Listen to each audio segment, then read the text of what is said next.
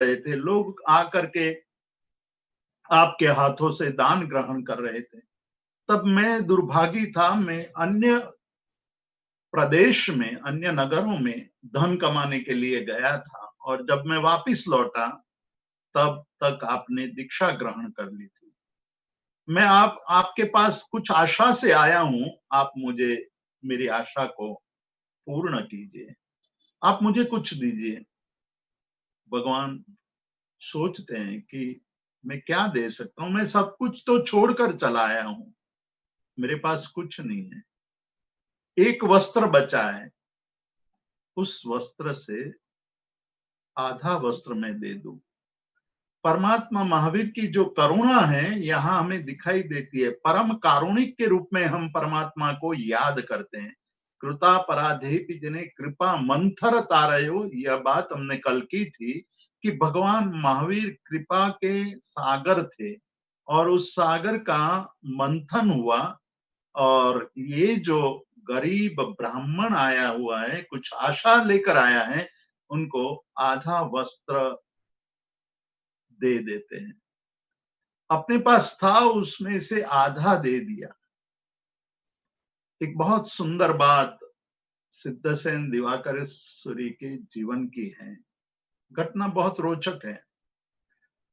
सिद्धसेन दिवाकर बहुत बड़े अहंकारी विद्वान पंडित थे, और वो ये मानते थे कि उस जमाने में जितना ज्ञान मौजूद था वो सारा ज्ञान उन्होंने पा लिया था, कोई उनको हरा नहीं सकते थे। और वो हमेशा अपने साथ कुछ ऐसी वस्तुएं रखते थे कि जिसके कारण लोगों को भी ये प्रतीति होती थी कि ये प्रकांड विद्वान और समर्थ पंडित हैं। उसके साथ शास्त्रार्थ करना अर्थात हारना, ये एक उनके नाम की प्रतिष्ठा हो गई थी। एक बार उन्होंने सुना कि कोई एक वृद्ध वादिदेव सूरी नाम के आचार्य हैं, बड़े समर्थ ज्ञानी और विद्वान है, उनके साथ शास्त्रार्थ करने के लिए वो निकल पड़े। लेकिन जब वो आ रहे थे उसी समय ये आचार्य श्री को पता चला, तो उन्होंने वहां से विहार कर दिया, वहां से निकल गए। वो इसलिए निकल गए कि शास्त्रार्थ यदि किसी तत्वबोध के लिए नहीं हो तो वो शास्त्रार्थ है, और मैं निरर्थक समय गंवाना नहीं चाहता हूँ। समय का बहुत बड़ा मूल्य है। कई बार हमने ये देखा है, भगवान महावीर के वचन भी दोहराए हैं, बहुत अद्भुत वचन है। क्षणम जानिए पंडित पंडियम, जो क्षण को जानता है, जो समय को जान लेता है, वही सच्चा पंडित है। इसलिए ये आचार्य श्री वहां से विहार करके निकल गए। विहार विचरण करते करते जंगल में पहुंचे। जंगल में ये सिद्धसेन दिवाकर पहुंचते हैं, रोकते हैं, और वहीं शास्त्रार्थ करने लगते हैं। तब ये जो सिद्धसेन संस्कृत भाषा में अपने पूर्व पक्ष को रखते हुए बहुत सारी बातें संस्कृत भाषा में बोलने लगे। वहां सभापति के रूप में एक ग्वाले को रखा गया था। ग्वाले ने देखा कि ये पंडित तो बोलते जा रहा है, बोलते जा रहा है, मुझे कुछ समझ में नहीं आता है। बाद में जब आचार्य श्री का टर्न आया तो आचार्य श्री ने बहुत सरल भाषा में ये कहा कि भाई, अहिंसा का पालन करना चाहिए, सत्य बोलना चाहिए, और साथ ही साथ चोरी नहीं करनी चाहिए, ब्रह्मचर्य का पालन करना चाहिए। और जो अंतिम पंक्ति के रूप में जो बात करते हैं वही बात हमें यहाँ गौर करनी है। वो कहते हैं कि थोवा भी थोवम देयई, डुगु डुगु सगई जायई। अपने पास कुछ हो तो उसमें थोड़ा भी हो तो थोड़े में से थोड़ा किसी को देना चाहिए। यदि इतना हम कर लेते हैं तो क्रमश से धीरे धीरे हम सदगति की ओर आगे बढ़ने लगते हैं।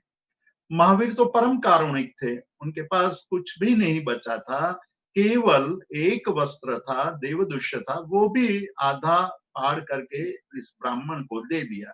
ब्राह्मण लेकर के निकल पड़ा है। गांव में जाकर के, नगर में जाकर के जब वो देवदुष्य बेचने निकलता है तो एक दुष्य के व्यापारी ने, वस्त्र के व्यापारी ने कहा कि यदि इसका दूसरा आधा हिस्सा मिल जाता है तो उसके लक्ष्य सुवर्ण मुद्रा यानी 1 लाख सुवर्ण मुद्रा प्राप्त हो सकती है। ये ऐसा वस्त्र कहीं देखने को नहीं मिलता है। आप आधा वस्त्र ले आओ। देखिए, जब धन की लालच पैदा हो जाती है, स्वार्थ पैदा हो जाता है। ये ब्राह्मण ने स्वयं अपनी आंखों से देखा था कि परमात्मा के पास एक वस्त्र था और एक वस्त्र में से आधा मुझे दे दिया है, फिर भी आधे वस्त्र के मोह में वो फंस करके परमात्मा के पीछे पीछे दूसरे दिन वहां पहुंचता है। देखा, परमात्मा तो निर्वस्त्र हो गए थे। जो आधा वस्त्र बचा था वो भी बहुत तेज हवा चलने से एक वृक्ष के कांटों में फंस करके शरीर से गिर पड़ा। भगवान अनासक्त थे, निस्पृह थे और पर पदार्थों से आसक्ति संपूर्ण रूप से त्यागने की साधना के लिए निकल चुके थे। तो वहां एक क्षण रुकते हैं कि मैं मेरा वस्त्र पुनः उस वृक्ष में जो फंसा है वहां से निकाल करके अपने शरीर पर डाल दूं। परंतु तुरंत दूसरी क्षण ये परमात्मा के मन में विचार आता है कि प्रकृति को ये अब मान्य नहीं है कि मेरे शरीर पर कोई भी वस्त्र रहे। यदि वो मान्य होता तो इतनी तेज हवा चलती नहीं। तेज हवा नहीं चलती तो मेरा वस्त्र ये वृक्ष की कांटों में फंस करके सरक नहीं जाता। तो प्रकृति की इच्छा नहीं है तो मुझे प्रकृति के विरुद्ध जा करके कुछ भी नहीं करना चाहिए। ऐसा मान करके वो आगे निकल चुके हैं। ये निस्पृहता का शिखर हमें परमात्मा के जीवन की घटनाओं से पता चलता है कि साधक जब साधना करता है तब पर पदार्थों से संपूर्ण अनासक्त होने की और स्व में स्थिर होने की। वत्स किम चंचल स्वांत्वा भ्रांत्वा भ्रांत्वा विषीदसि निधिम स्वसन्निधावेव स्थिरता दर्शयिष्यति। साधना करते हुए पूर्णता प्राप्त करनी हो तो पूर्णता प्राप्त करने के लिए जो एक संत पुरुष और साधक और अनुभवी शास्त्र के ज्ञाता मनीषी ये बात करते हैं कि वत्स किम चंचल स्वांत्वा, तो अपने अंतःकरण को, अपने मन को चंचल करके बार बार तो शांति की खोज, सुख की खोज, आनंद की खोज बाहर क्यों कर रहा है? बाहर तो वो चीज है ही नहीं। बाहर कहीं भी सुख नहीं मिलेगा, बाहर कहीं भी आनंद प्राप्त नहीं हो पाएगा और बाहर कहीं अ, जो एक शांति का अनुभव, सुख का अनुभव, आनंद का अनुभव नहीं मिलना है तो फिर बाहर घूमने की आवश्यकता क्या? वत्स किम चंचल स्वांत्वा, अपने अंतःकरण को चंचल करके बाहर ही बाहर क्यों घूम रहा है? महावीर सब कुछ छोड़ करके एकांत में चले गए। ये जो एक साधना की एक उच्च कोटि की एक प्रक्रिया है, असंग भाव। असंग भाव प्राप्त करने की बात जो जैन योग ने बताई है, बहुत अद्भुत बात कही है कि संसार में रह करके असंग की बात करना, वो काजल की काली कोटड़ी, काजल के काले एक और कमरे में जाकर के कलंक रहित, मतलब वस्त्र, अपने वस्त्र को काले का दाग न लग गए और वापिस बाहर निकल आए, ऐसी बात होगी। मतलब जब आप काजल के बड़े बहुत बड़ा पोता हुआ कमरा हो और उस अंधेरे में आप जाओगे तो निश्चित रूप से आपके वस्त्र मलिन होंगे ही। तो ये संसार एक काजल के एक पोता हुआ कमरा है और उसमें यदि हम रम जाएंगे तो वस्त्र तो मलिन होंगे ही होंगे। तो यहाँ कहते हैं कि वत्स किम चंचल स्वांत्वा भ्रांत्वा भ्रांत्वा विषीदसि निधिं स्वसन्निधावेव। निधि, भंडार, निधान शब्द का प्रयोग किया है कि निधान, बहुत बड़े खजाने तो अंदर भरे पड़े हुए हैं। निधिं स्वसन्निधावेव, वो खजाना, वो निधान कैसे हम देख पाएंगे? स्थिरताम दर्शयिष्यति, यदि तू स्थिर होगा तभी वो दिखाई देगा। स्थिरता ही दिखाने वाली है।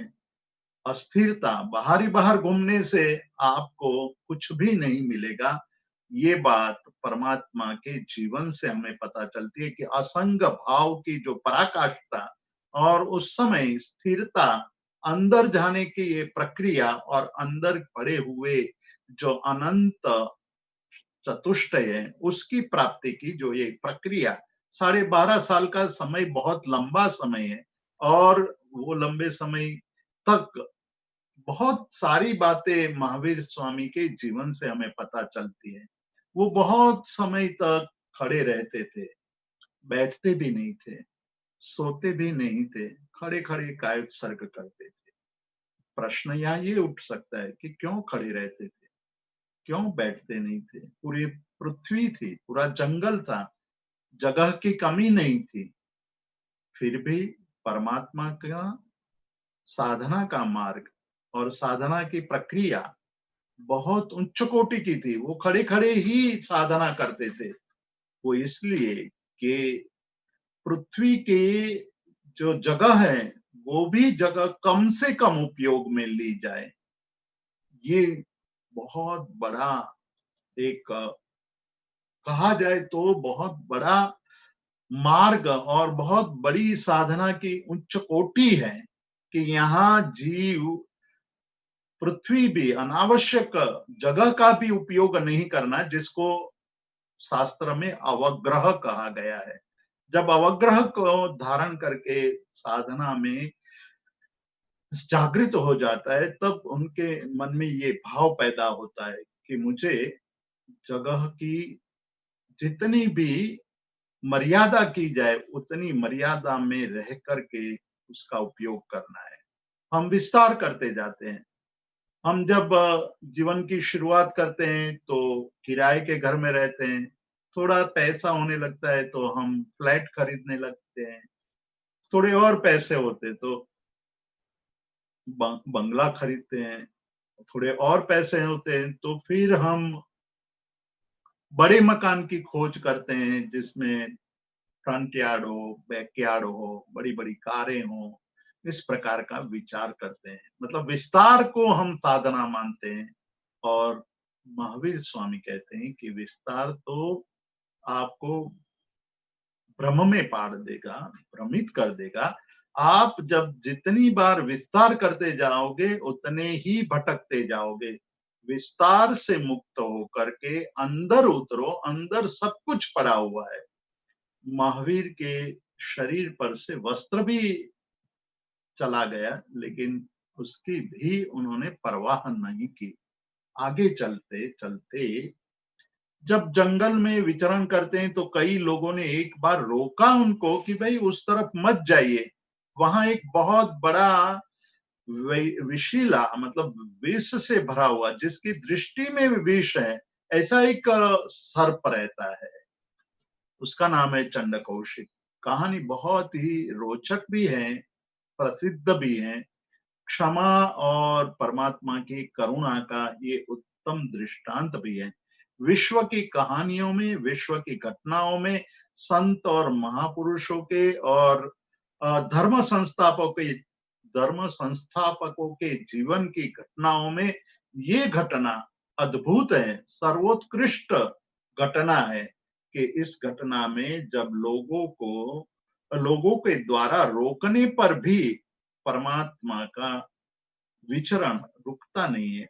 वो कहते हैं कि भाई मैं तो आगे चलूंगा और मैं अपनी साधना करता रहूंगा। जंगल में पहुंचते हैं, वहां पहुंच करके चंड कौशिक का समागम होता है।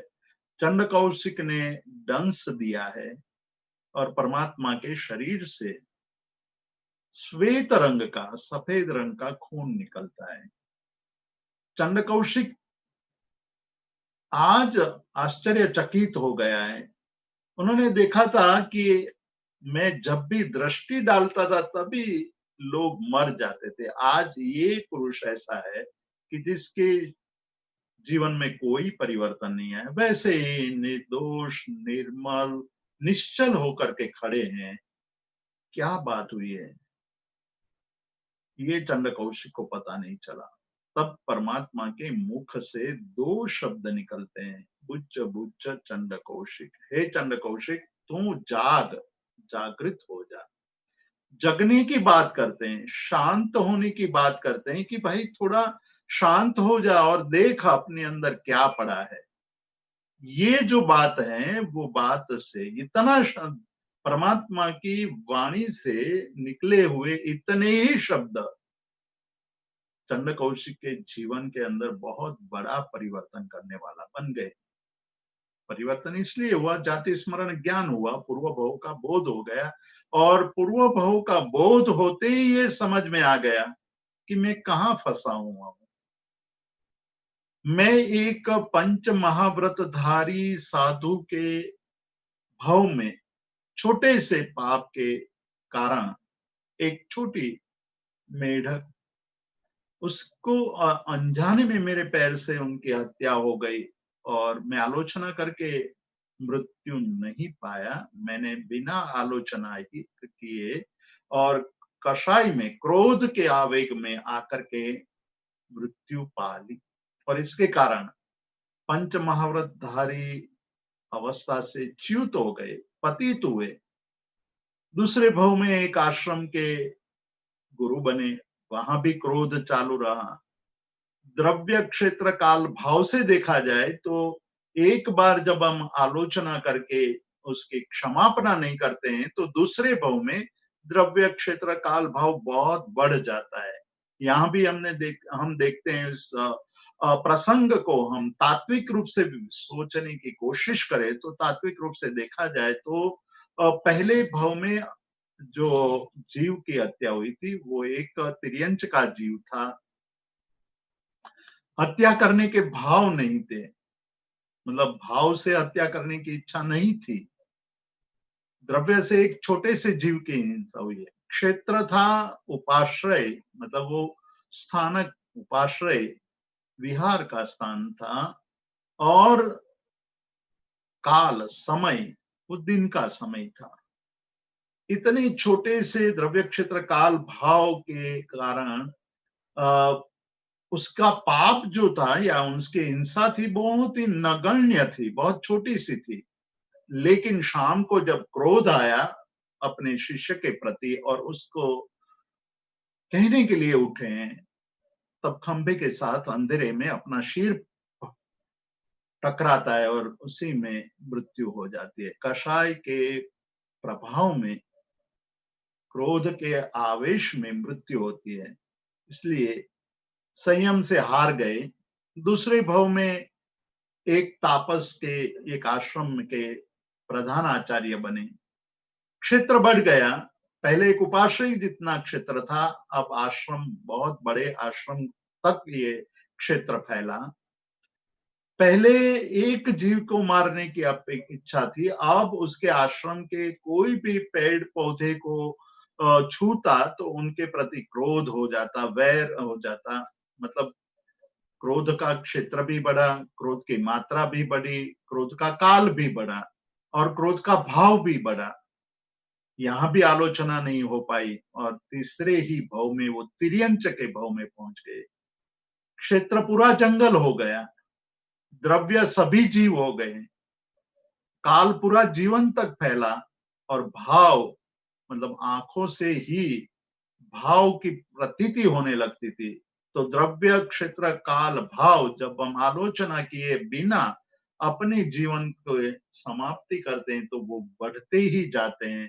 एक जन्म में जितने द्रव्य क्षेत्र काल भाव थे उस दूसरे जन्म में अनंत गुना हो जाता है, और तीसरे जन्म में भी यदि हम आलोचना के बिना, प्रायश्चित के बिना, क्षमापना के बिना हम आगे बढ़ते हैं तो वो और आगे बढ़ने लगता है। इसलिए कहा क्षमापना का जो महात्म्य है वो इसलिए कि अंदर से भाव पूर्वक यदि हम क्षमापना करते हैं तो हमारे पापों का प्रायश्चित हो जाता है, पाप हमारे दुष्कर्म का नाश हो जाता है, मन पवित्र बनता है। परमात्मा के इन शब्दों से चंड कौशिक के मन में जो भाव पैदा हुआ वो अद्भुत भाव पैदा हुआ।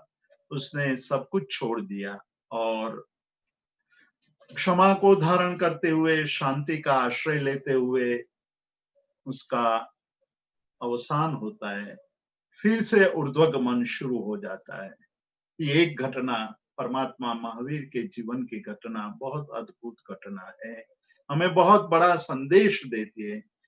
परमात्मा ने चंडकौशिक को लक्ष्य में लेकर के कहा, लेकिन हमारी आत्मा भी जब कषाय का आवेग आ जाता है, आवेश आता है, तब हम भी चंडकौशिक बन जाते हैं। ये परमात्मा के शब्द उस समय हमें याद करने चाहिए कि बुझ बुझ, हे आत्मन, हे अंतरात्मा, जागृत हो जा, बोध प्राप्त कर। इतना बड़ा अवसर मिला है, मनुष्य जन्म मिला, श्रद्धा भी मिली, श्रवण का अवसर मिला और आचरण करने की एक सुविधा भी प्राप्त हुई है। जो चार बातें परमात्मा ने दुर्लभ दुर्लभ दुर्लभ तर बताई थी, दुर्लभतम बताई थी, उस सभी को हमने प्राप्त कर लिए हैं। मतलब मनुष्य जन्म भी प्राप्त हो गया है, हमें श्रद्धा भी है, परमात्मा के वचनों को सुनने की एक हमें मौका भी मिला है और हमारे अंदर आचरण करने का एक मन में भाव भी पैदा हो सकता है। तो इन सबके होते हुए यदि हम अपने अंदर जागृत हो जाए, तो हमारे लिए ये पर्युषण पर्व बहुत बड़ा और बहुत ही महत्वपूर्ण पर्व बन सकता है। ये परमात्मा के जीवन की ये घटना, ये उपसर्ग, चंडकौशिक का उपसर्ग एक जीव को तारने वाला और अनेक जीवों को अभय प्रदान करने वाला परमात्मा के जीवन की घटना जब हम सुनते हैं तो उसका प्रभाव केवल एक जीव तक नहीं सीमित होता है, अनेक अनेक जीवों तक फैलता है। परमात्मा के जीवन की ये घटना भी अनेक जीवों के लिए अभय प्रदान करने वाली, जो हम देखते हैं कि परमात्मा की स्तुति जब शक्र करते हैं तो अभय दयानम जैसे शब्दों का प्रयोग करते हैं कि भगवान अभय देते हैं, चक्षु दयानम चक्षु देते हैं, शरण दयानम शरण देते हैं। चक्षु वो चर्म चक्षु की बात नहीं है, अंतर चक्षु की बात है कि हमें जब परमात्मा की वाणी का श्रवण करते हैं, उनके शास्त्र का अध्ययन करते हैं, तो हमारी अंतर चक्षु खुल जाती है। अंतर चक्षु खुलने से सूक्ष्म पदार्थों का बोध होने लगता है और वो बोध होने से हम आज जिस पदार्थों को जैसे जो देख रहे हैं उससे एक अलग प्रकार से देखने की क्षमता हमारे अंदर जागृत होती है। तो चर्म चक्षु से देखना मतलब चमड़े की आंखों से देखना पर्याप्त नहीं है। चमड़े की आंख तो अपने विचारों के चश्मे से देखती है, हमारे विचार जैसे होंगे वैसे ही पदार्थ दिखाई देगा। तो यहाँ परमात्मा ने कहा बुझ बुझ चंडकौशिक, ये एक घटना हमने देखी। आगे चलते हैं, परमात्मा का विचरण अपने कर्मों के क्लिष्ट कर्मों का क्षय करने की जो एक अंदर जबरदस्त बहुत बड़ी तीव्र उत्कंठा और तीव्र उत्कंठा के कारण मरणांत कष्ट को भी सहने की जो एक जबरदस्त ताकत वो हम यहाँ उनके सामने देखते हैं। और यहाँ हम देखते हैं कि उनकी जो साधना साधना में तन्मयता और स्थिरता, उसकी प्रशंसा देव तक पहुंची। देव ने भी प्रशंसा की और जब देव ने प्रशंसा की तो संगम नाम का एक देव ये प्रशंसा सह नहीं पाया, वो पृथ्वी पर आता है। पृथ्वी पर आकर के परमात्मा जहां कायोत्सर्ग ध्यान में लीन थे, परमात्मा जब ध्यान करते थे तो वो ध्यान कायोत्सर्ग का ध्यान वो बहुत ही एक साधना का जो स्तर था वो बहुत ही ऊंचा स्तर था। और जब वो संकल्प करते थे कि अपाणम वो सिरामी, मैं अपने आप को त्याग देता हूं, वो त्याग देते थे, अपने आप को त्याग देते थे। वो शरीर में नहीं थे होते थे, वो आत्मा में लीन होते थे। तो उसकी जो स्थिरता उस स्थिरता को नष्ट करने के लिए ये संगम ने संकल्प बना लिया और उनको विचलित करने के लिए एक रात में 20 बड़े-बड़े उपसर्ग किए। उस उपसर्ग की बात जब सुनते हैं हम, तब हम बहुत मतलब हमारी रुएँ खड़ी हो जाती है। इतने भयंकर उपसर्ग हैं। पहले संगम ने आकर के उनको सरलता से विचलित करने के लिए धूल की आंधी चलाई। परमात्मा तो कायोत्सर्ग में लीन थे, धूल की आंधी चलने लगी। वो धूल की जो रजकण थी, वो कांटे की तरह खींचती थी। वो आँख, कान, नाक उस सब में भर गई। पर परमात्मा ने जब दीक्षा ली तभी ये संकल्प किया था। पहले ही दिन ये संकल्प किया था कि मैं शरीर की सेवा नहीं करूँगा, शरीर की शुश्रूषा नहीं करूँगा। तो ये संकल्प के कारण रात को ये धूल की आंधी चलाई पर परमात्मा ने उसका कोई भी प्रतिकार नहीं किया। तब ये संगम ने सोचा कि ऐसे ये मानने वाले नहीं है, ऐसे उपसर्ग से इस प्रकार से यदि विचलित नहीं हुए तो मुझे कोई और बड़ा प्रयोग करना पड़ेगा। और उन्होंने वज्रमुखी चींटियां बना करके, देव था इसलिए देव के प्रभाव से वो जो चाहता था वो होता था। वज्रमुखी चींटियां जो काटती तो शरीर के अंदर अपार पीड़ा हो सकती है, वैसी वज्रमुखी चींटियां बन करके शरीर को काटने लगा। ये संगम देव ने दूसरा उपसर्ग किया, लेकिन परमात्मा शरीर में नहीं थे। वो तो शरीर को वैसे ही देख रहे थे जैसे हम किसी दूसरे आदमी के शरीर को देखते हैं, उसी प्रकार देख रहे थे। जब वज्रमुखी चींटियों ने भी परमात्मा को विचलित नहीं कर किया, तब संगम देव ने और बड़े उपसर्ग की और अपने मन को मोड़ा। वज्रमुखी खटमल बन करके वो आया और वज्रमुखी खटमल बन के डंक देने लगा, दंश देने लगा, पर परमात्मा वहां भी एकदम शांत, निश्चल और संपूर्ण रूप से स्थिर रहे। तब उन्होंने, ये संगम ने सोचा कि इससे भी विचलित नहीं हुए तो मुझे और भी प्रयोग करना पड़ेगा। तो वो बिच्छू बन करके डंक देने लगा। कभी आपने किसी व्यक्ति को जिनको बिच्छू काटा है, उनको यदि आपने पूछा हो तो पता चलता है कि बिच्छू के डंक से नरक की यातना सहन करनी पड़ती है। और परमात्मा के शरीर पर यह संगम देव ने अनेक बिच्छू बन करके शरीर को दंश देने लगा। पहले से ही शरीर को कई बार उसने काटने की कोशिश की है, वो पीड़ा भी थी शरीर में और बिच्छू बन करके काटने काटने लगा। तब भी परमात्मा के ध्यान को वो विचलित नहीं कर पाया। तिलचट्टे बन करके बार बार उसने काटा, नेवला बन करके परमात्मा के मांस के टुकड़े टुकड़े करने की कोशिश की।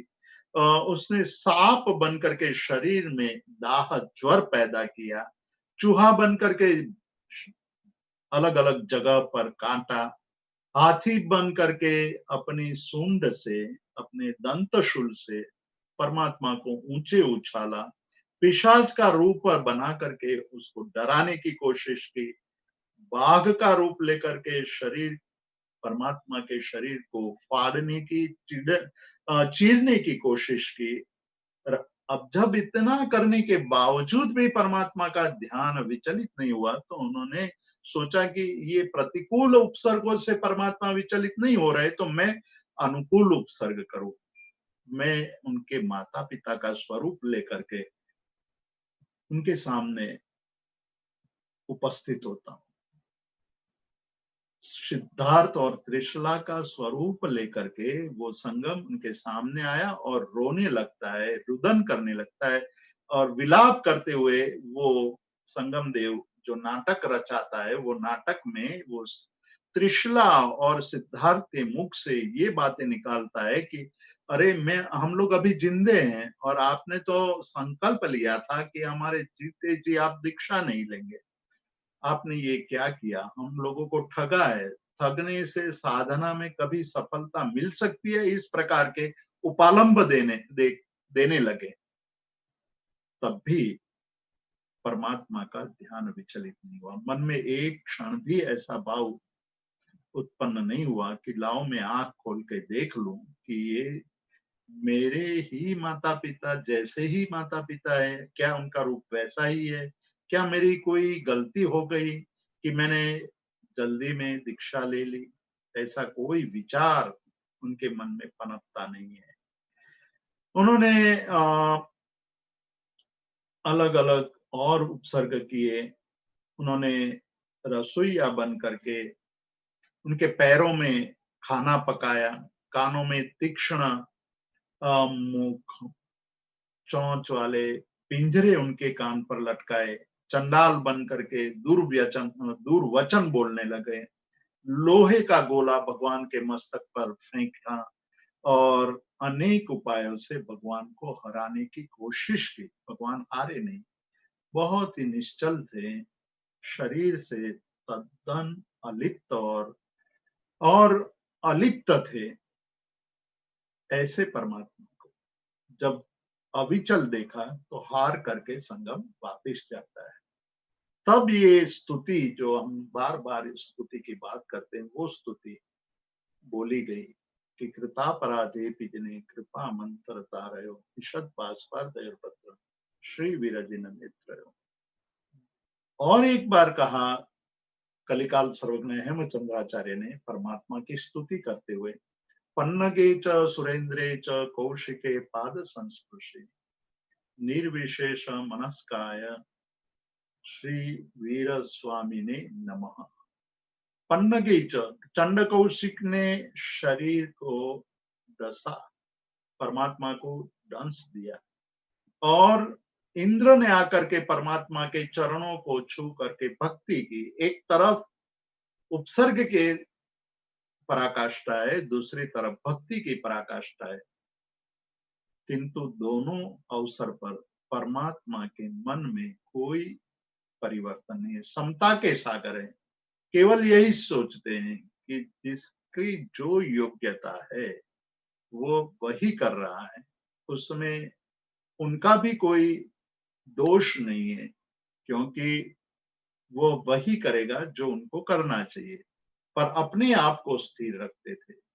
जब वो संगम रात को हार गया, सुबह होते ही वो वापिस जा रहा था, तब परमात्मा के आंखों में से आंसू निकले।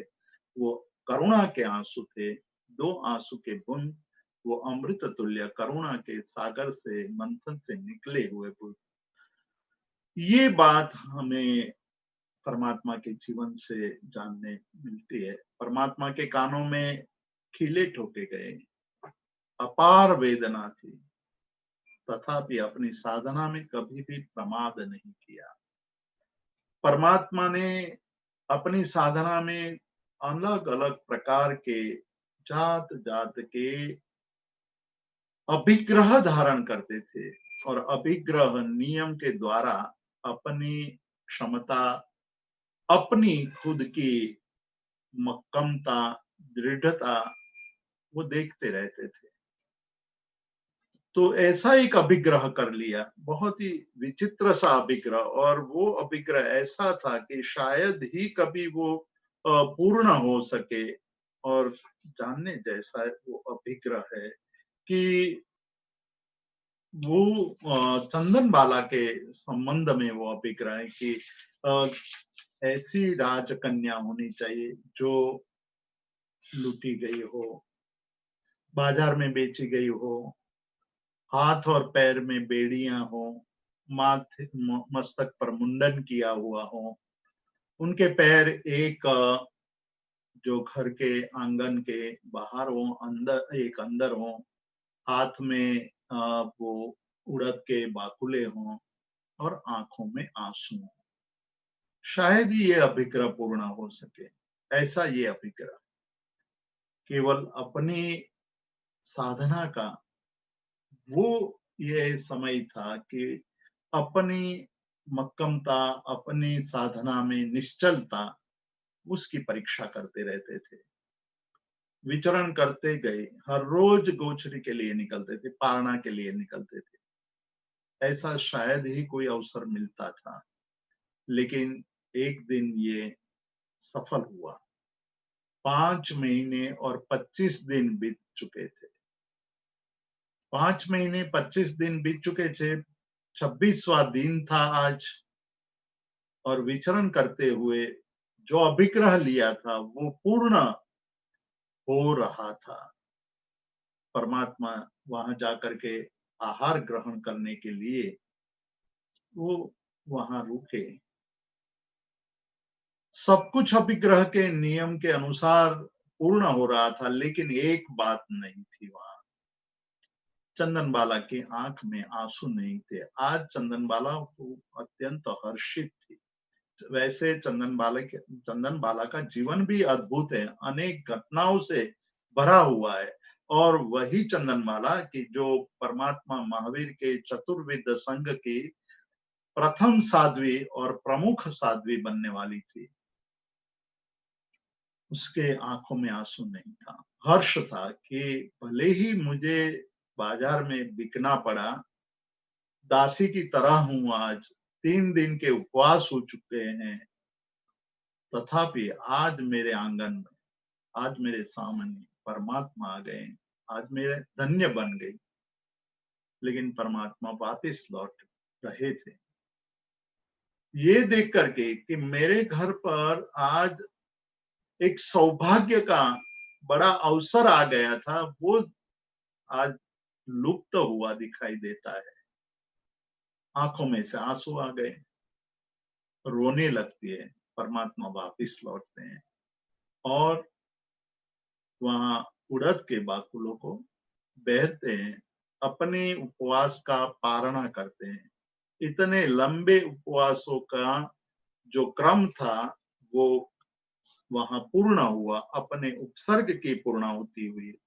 भगवान महावीर के 12.5 साल के साधना की, केवल यहाँ उपवास के साधना की बात करते हैं, तो उन्होंने 2 दिन के उपवास, 12 बार 2 दिन के उपवास किए थे।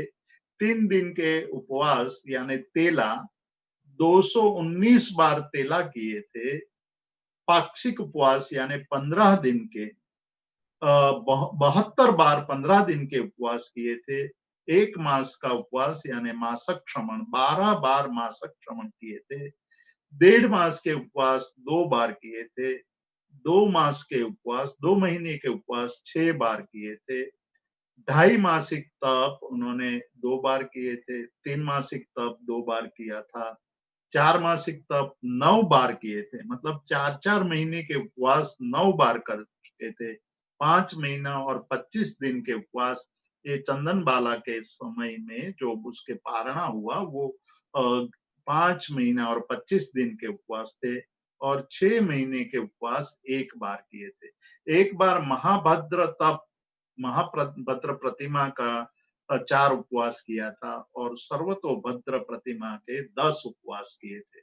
ये उनके साधना का, तपश्चर्या का लेखा जोखा है कि 12.5 साल के ये दीर्घकालीन तपश्चर्या में इन सबको जोड़ दिया जाए तो अ, उनकी पारणा के दिन केवल 360 पारणा के दिन आते हैं, और बाकी के दिन में वो उपवास कर, तो वो अंदाज लगाया जाए, उसको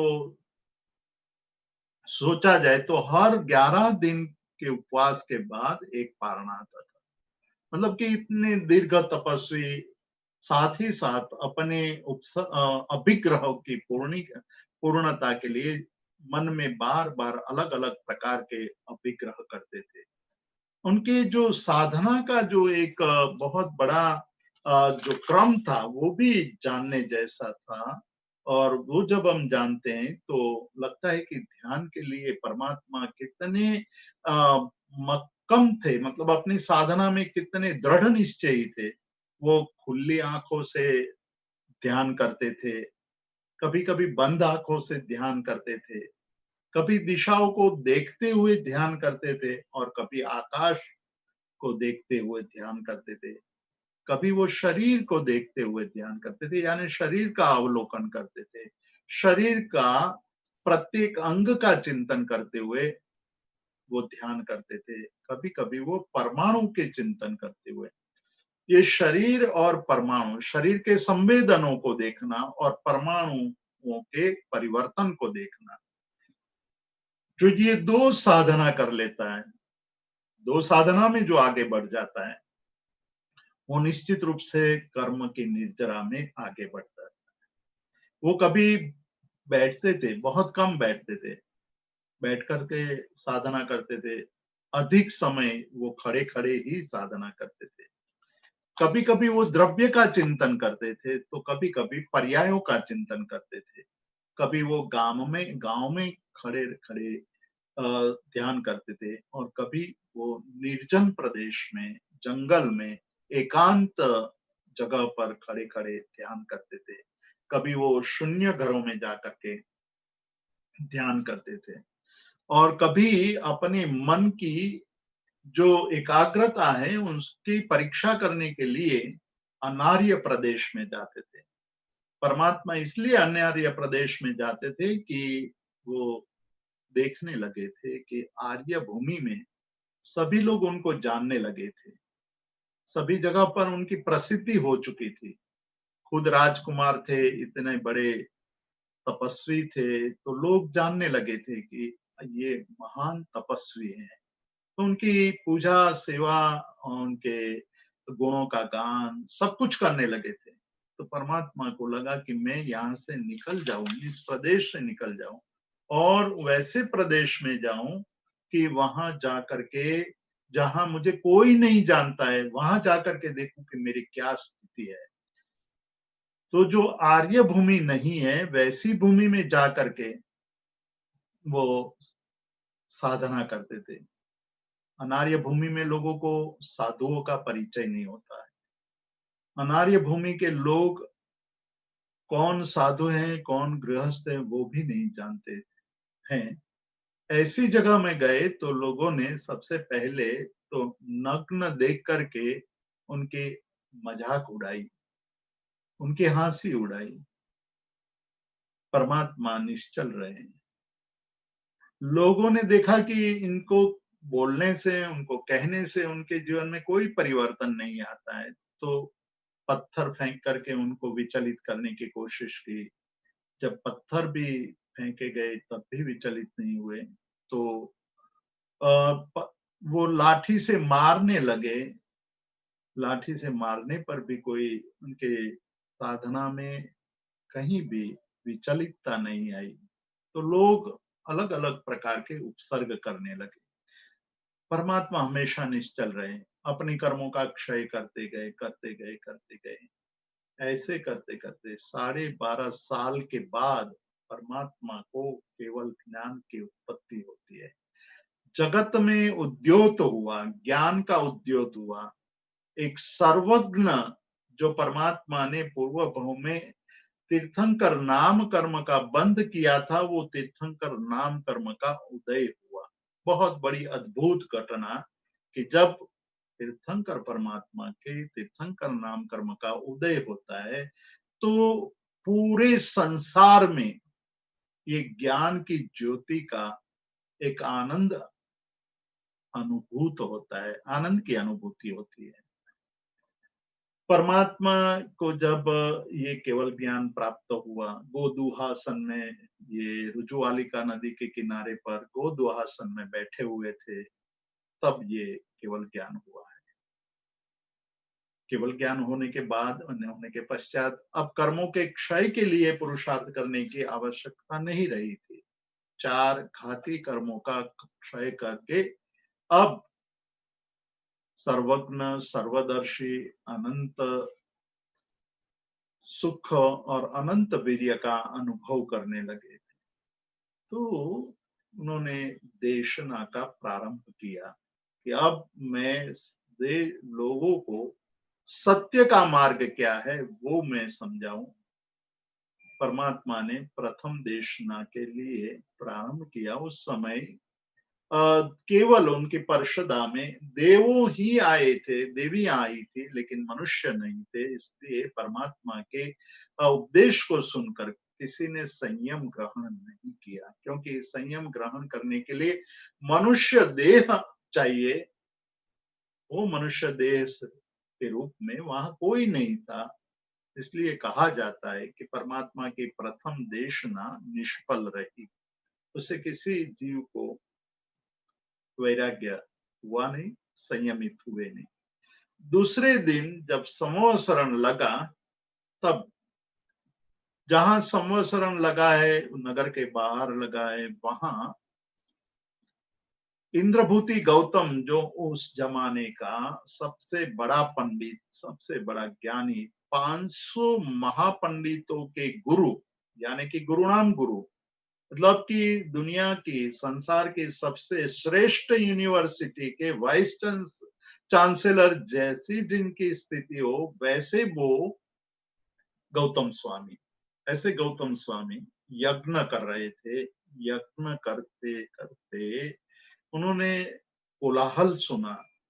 कोलाहल सुना तो लोगों को पूछा उन्होंने कि ये कोलाहल किस बात का है, क्यों इतनी आवाज आ रही है, क्यों लोग इतना आवाज कर रहे हैं। तो लोगों ने कहा कि देव आ रहे हैं, देवों का आगमन हो रहा है। गौतम स्वामी खुश हुए और आश्चर्य भी हुए, और अहंकार भी उनमें पैदा हुआ कि मेरे यज्ञ में ही देव आएंगे, और मेरी साधना और मेरा यज्ञ इतना पवित्र और शुद्ध विधिवत हो रहा है कि देव भी आकर्षित होकर के मेरी यज्ञशाला में आ रहे हैं। किंतु थोड़ी देर में ही कोलाहल शांत हो गया, देव आए नहीं। तब गौतम स्वामी ने पूछा कि क्या बात है। पता चला कि महावीर का संवत्सरण लगा है और वहां चले गए। अहंकार पुनः जागृत हो गया। वो यज्ञशाला से निकल करके देखने के लिए कि ये मेरे रहते हुए दूसरा सर्वज्ञ यहाँ कौन आ गया। महावीर के पास पहुंचते हैं। महावीर ने कहा, आओ इंद्रभूति। सर्वज्ञ भी थे और जानते भी थे। तब गौतम स्वामी सोचते हैं कि मेरा नाम तो इतना अधिक प्रसिद्ध है, मुझे कौन नहीं जानता है। मेरे नाम से मुझे पुकारे, उसमें कोई बड़ी सिद्धि नहीं है। यदि मेरे अंतर में जो एक प्रश्न पड़ा है, उस प्रश्न को यदि ये बता दे तो मैं मानूं कि वो अंतर्यामी है। भगवान ने उसके प्रश्न का उत्तर दिया। आश्चर्यचकित हो गया और कहते हैं कि वो वापिस नहीं गए, अपने शिष्यों के साथ वहीं परमात्मा के चरणों में संयम ग्रहण कर लिया। जब संयम ग्रहण किया तो पहला प्रश्न था गौतम स्वामी का कि बनते किम तत्वम, तत्व क्या है। यहां से ये वर्तमान शासन उसका प्रारंभ होता है। ये पहला प्रश्न परमात्मा को पूछा गया है, बनते किम तत्वम के रूप में। परमात्मा तत्व क्या है, मतलब कि जैन धर्म तत्व की खोज करने वाला धर्म है। जैन धर्म तत्व जिज्ञासुओं का धर्म है। जैन धर्म तत्व को, यानी सत्य को जानने वाला धर्म है, सत्य को बताने वाला धर्म है। भगवान ने उपनेयवा विगमेयवा ध्रुवैवा कहा। ये बहुत बड़ी त्रिपदी है, और इसी त्रिपदी से द्वादशांगी की रचना हुई। आप देखिए कि द्वादशांगी की रचना में निमित्त बनने वाले ये 3 शब्द, जिसमें सभी कुछ समाया हुआ था, इन 3 शब्दों के रहस्य को जानना चाहिए। और हम भी जब ये 3 शब्दों को, रहस्य को जानेंगे, तो हमें भी पता चलेगा कि ये 3 शब्द शब्द नहीं है, किंतु ज्ञान का वो बीज है जिसमें वटवृक्ष छिपा हुआ है। बहुत बड़े वृक्ष का उसमें एक अस्तित्व समाया हुआ है, और उस बीज से अनंत बीजों की उत्पत्ति हो सकती है, केवल पुरुषार्थ करने की आवश्यकता है। हमें इस पर्युषण में परमात्मा की ये त्रिपदी से ऐसे ही शास्त्रों के ज्ञाता बनने की एक हमें मार्गदर्शिका देती है कि ये त्रिपदी उसको जानना चाहिए, उसको जान करके उसके अनुसार जीवन जीना चाहिए। हम यहाँ आज के इस स्वाध्याय को समाप्त करते हैं। कल हम और मिलेंगे और बात आगे बढ़ाएंगे।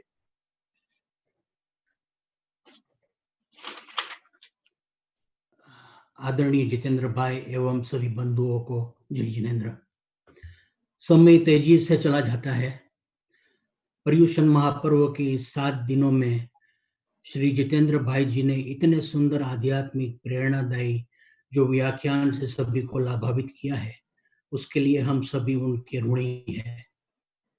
कल आखिरी दिन है, तो कल का पवित्र दिन पर श्री जितेंद्र भाई जी 12 सूत्र के वांचन से सभी को लाभान्वित करेंगे, जिसके लिए हम उनके खूब खूब आभारी रहेंगे। इसके साथ सबको धन्यवाद करते हुए कल फिर मिलेंगे वही टाइम पे, 8 बजे पैसिफिक, 10 सेंट्रल और 11 बजे ईस्टर्न। जय जिनेन्द्र।